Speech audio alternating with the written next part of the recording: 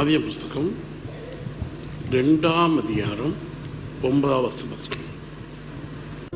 தேவனாகிய கர்த்தர் பார்வைக்கு அழகும் புசிப்புக்கு நலமுமான சகலவித விருட்சங்களையும் தோட்டத்தின் நடுவிலே ஜீவ விருட்சத்தையும் நன்மை தீமை அறியத்தக்க விருட்சத்தையும் பூமியிலிருந்து முளைக்க பண்ணினார். தோட்டத்தின் நடுவிலே ஜீவ விருட்சம், இது நல்ல பழங்கள், நன்மை தீமை இருக்கிற விருட்சம் இல்லை, ஜெயம் பெற்றவனுக்காக இதை கொடுக்குற. எல்லா காரியங்களும் ஜெயம் பெற்றவனாக இருக்கணும், ஒன்லி ஃபெயில் ஆகக்கூடாது. கத்த என்ன காரியங்கள்லாம் என்ன நோக்கத்தை கொடுக்குறாரோ அதெல்லாம் அனுபவிக்கணும். ஏதேன் தோட்டத்தை கொடுத்த தேவன் ஜீவ விருட்சத்தை கொடுக்கிறார். எதுக்கு?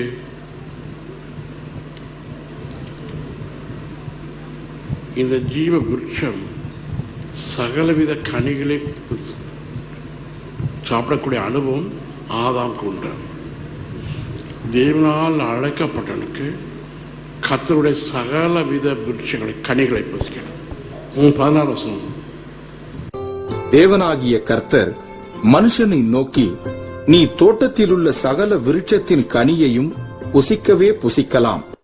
எல்லா ஆசீர்வாதங்களையும் எல்லா தேவையிலும் கர்த்தரால் அழைக்கப்பட்டு ஏதேனுக்குள் வந்த தேவன் கர்த்தர் எது வேணுமோ அதை கொடுக்கிறார். யாரை கர்த்தர் உருவாக்குற பிறகு அவனுக்கு சகலவித கனிகளையும் அனுபவிக்கணும்.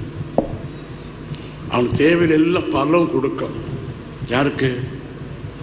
கர்த்தரால் உருவாக்கப்பட்ட மனுஷன் ஏதேனுக்குள் வந்தால் அவர் எல்லா தேவையிலும் கர்த்தர் கொடுப்பார். நாம் பெற்ற பிள்ளைகளுக்கு அழுதால் கேட்டால் கொடுப்போமா, கொடுக்க மாட்டோமா? 6வது நடந்தாலும் பிஸ்கட் கேட்டால் கொடுப்போம். 6வது முக்கியம் இல்லை, எதுக்கு முக்கியம்? பிஸ்கட் கேட்ட அவ்வளோ பாசமாக பிள்ளைகின்றன. ஆனால் கேரளாவில் இதில் பழக்கம் கிடையாது. அங்கேயும் பார்த்துருக்கேன், இங்கேயும் பார்த்துருக்கேன். ஆந்திராவில் இந்த பழக்கம் இல்லை.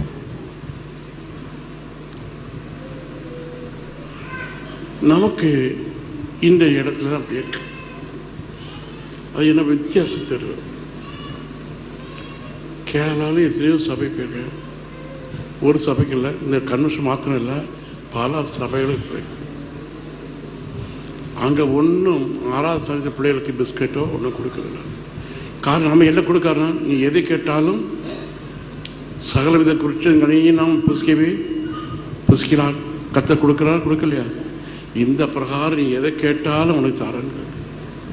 அவ்வளோ பாசம் பெற்ற பிள்ளைக்கு அவளுக்கு கர்த்தரால் அழைக்கப்பட்டவர்களுக்கு ஏரியாவுக்குள் வந்தவர்களுக்கு சகலவித கனிகளும் கொடுக்கணும். அந்த அர்த்தம், நீ என்ன எதை கேட்டுப்பட்டாலும் அவசியம் எல்லாம் பரலோகத்திலிருந்து உனக்கு கொடுக்கப்படும். கர்த்தர்மை அழைச்சரானால் நம்ம தேவையெல்லாம் கத்த பரலோகத்துக்கு கொடுப்பாரா, கொடுக்கப்படாது? பரலோகத்தை கொடுப்பார். உதாரணம், ரூத்தை கர்த்தர் அழைச்சார், அரண்மனைக்கு போதுக்காக அழைச்சார். அவள் வாழ்க்கைக்கு தகுதி இல்லை, வாழ முடியாதவள். கத்த சித்தப்பிரகாரம் ஒப்பு கொடுத்தாள். இவள் அரண்மனைக்கு கொண்டு போகப்பட்டாளா கொண்டுபடலையா?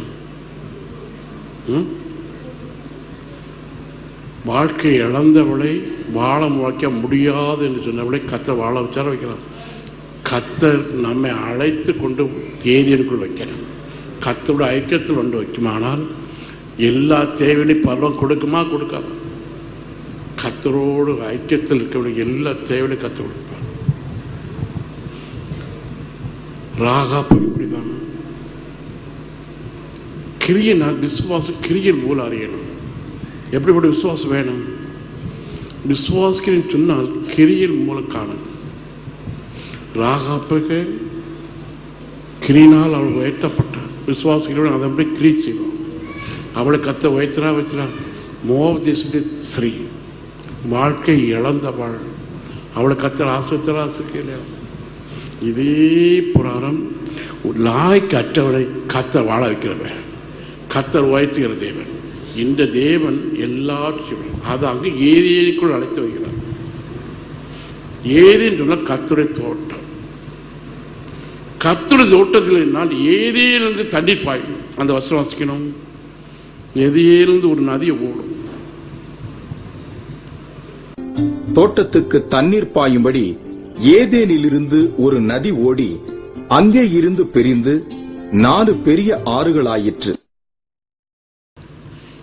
ஏரியிலிருந்து தண்ணீர் பாயக்கூடிய ஒரு ஜீவன் நதி கர்த்தருடைய சந்நிதியில் உண்டு. வெளிப்பிரதேசத்தில் 22 அதிகாரம் 1 வசனம். அது எங்கிருந்து ஓடுது? ஆரம்ப ஸ்தலம் எது? பின்பு பளிங்கை போல் தெளிவான ஜீவ தண்ணீர் உள்ள சுத்தமான நதி தேவனும் ஆட்டுக்குட்டியானவரும் இருக்கிற சிங்காசனத்திலிருந்து புறப்பட்டு வருகிறதை எனக்கு காண்பித்தார். தேவனும் ஆட்டுக்குட்டியானவரும் இருக்கிற சிங்காசனம் நமக்கா அடிக்கப்பட்டவர் பிதா தேவன் அவருடைய மகிமையினால் உயர்த்தி பிதாவில் வலது பார்சல் உட்கார்படி செய்தார். இந்த சிங்காசனத்திலிருந்து நமக்கு பளிங்கை போல் தெளிவான நல்ல நிச்சயம் கொடுக்கக்கூடிய வசனத்தில் தண்ணீரை கொடுப்பார். பைபிளே தெரியாது. எத்தனை அதிகாருக்கு எந்த பழைய பாடு புதிய பாடு ஒன்றும் தெரியாது. பைபிளை கையில் எடுத்துட்டு என்னைக்கு ரட்சிக்கப்பட்டனோ அன்னைக்கு முதல்ல பயன்படுத்துது.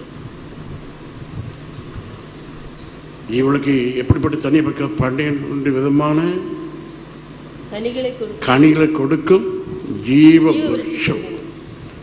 அதாக்கும் ஜீவ விருட்சத்து கனிகளை புதுக்கிறதுக்காக கத்தரை அழைச்சு, யாரை கத்தரை அழைச்சிருக்கிறாரோ, யார் ஏரியாவுக்குள் வந்திருக்காங்களோ அவனுக்கு கத்தர் கொடுக்கிற கிருபா 12 விதமான கனி மாதந்தோறும் வெவ்வேறு அனுபவம் கிடைக்கும். கத்தர் ஒரு அழைச்சா சும்மா அழைக்காது. நான் ஒரு வீட்டுக்கு போனால் சும்மா போவோம். நேரம் போயிருக்கா போவோம். இன்னைக்கு தீபாவளி காலையில் ஒரு வீட்டுக்கு போகலாம், சாயங்காலம் ஒரு வீட்டுக்கு போகலாம். எங்கே வந்து சும்மா வந்து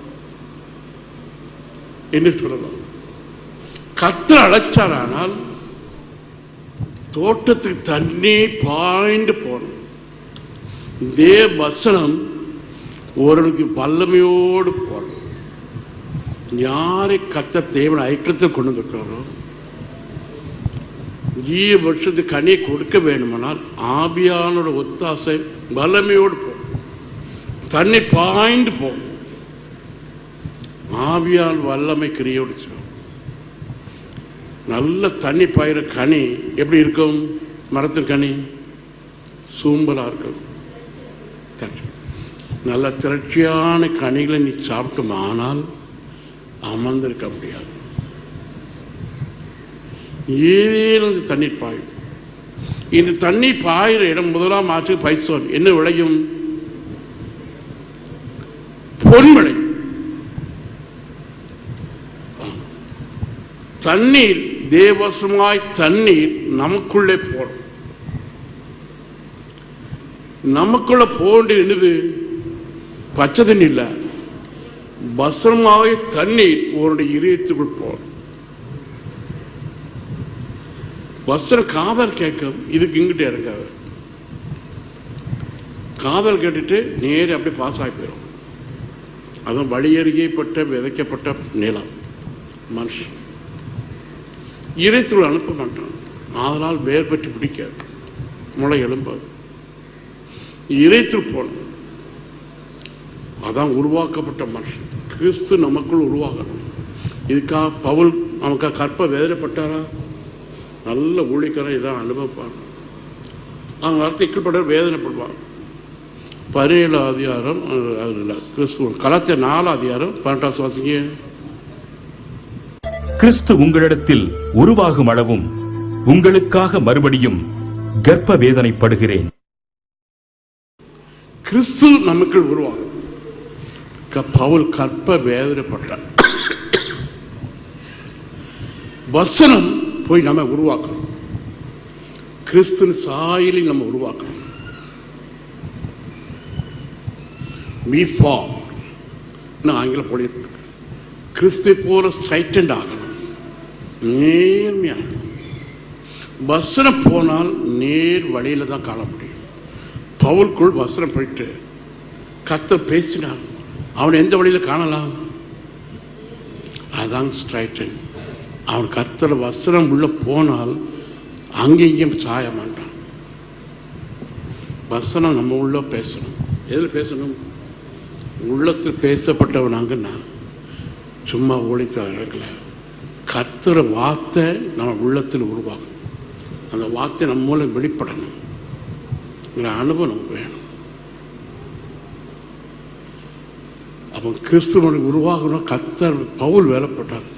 கர்த்தரை கொண்டு வச்ச நோக்கம், அந்த ஜீவபட்ச கனியை பூசிக்க நோக்கம் யார் உருவாகணும்? யாரை போல வரணும்? கிறிஸ்துவை போல் என்னை விசுவாசிக்கிறவன் நான் செய்கிற கிரியைகளை அந்த வார்த்தை வீணாக போகக்கூடாது. கர்த்தாவே, நீர் எதை செய்கிறோ அதை நானும் செய்யணும். எங்கள் விசுவாசம் வேணும். அதான் விசுவாசியம். என்னை பெறப்படுது தேவனால் எல்லாத்தையும் எனக்கு உண்டு. என் அனுபவத்தில் அப்போ சில பாராட்டலையா? இந்த அனுபவம் நமக்கு கிடைக்காது. கிடைக்குமா கிடைக்காதா? ஜீவ வருஷத்தின் கனிகளை புசித்தால் இந்த அனுபவம் கிடைக்கும். ஏதேன் தோட்டத்துக்கு வந்தால் பார்வைக்கு பொம்மையா இருக்குதுக்கல்ல, கனிகளை புசிக்கணும். அது மாதந்தோறும் 12 விதமான கனிகளை கொடுக்கும். 10 ரட்சிக்கப்படும் எப்படி இருந்தோமோ 10 வருஷம் கழிச்சோம் அதே நேர்மையில் இருக்கும். ஆனால் கத்த ஏதோ சந்தோஷப்படுவாரா? என்ன செய்வாரு? நம்ம பிரியாணி தருவாரா? இன்னைக்கு எல்லாருக்கும் பிரியாணி உண்டு, எனக்கு தெரியாது. கத்த நமக்கு பெரிய நல்ல விருந்து ஆயத்தப்படுத்தி தருவாரா இல்லையா?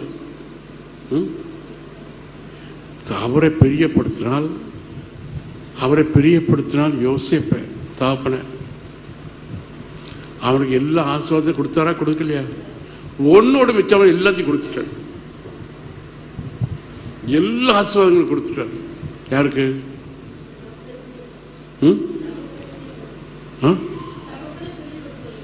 எந்த மகனும் தெரியாது. யோசேப்புக்கு எல்லா காரியத்தையும் மூத்த வந்து அழுது கெஞ்சி கேட்கிறான். ஏதாவது ஒண்ணா வச்சிருந்தாரா? மூத்த மகனுக்கு அழுது கெஞ்சினான், ஒண்ணு கொடுக்கல.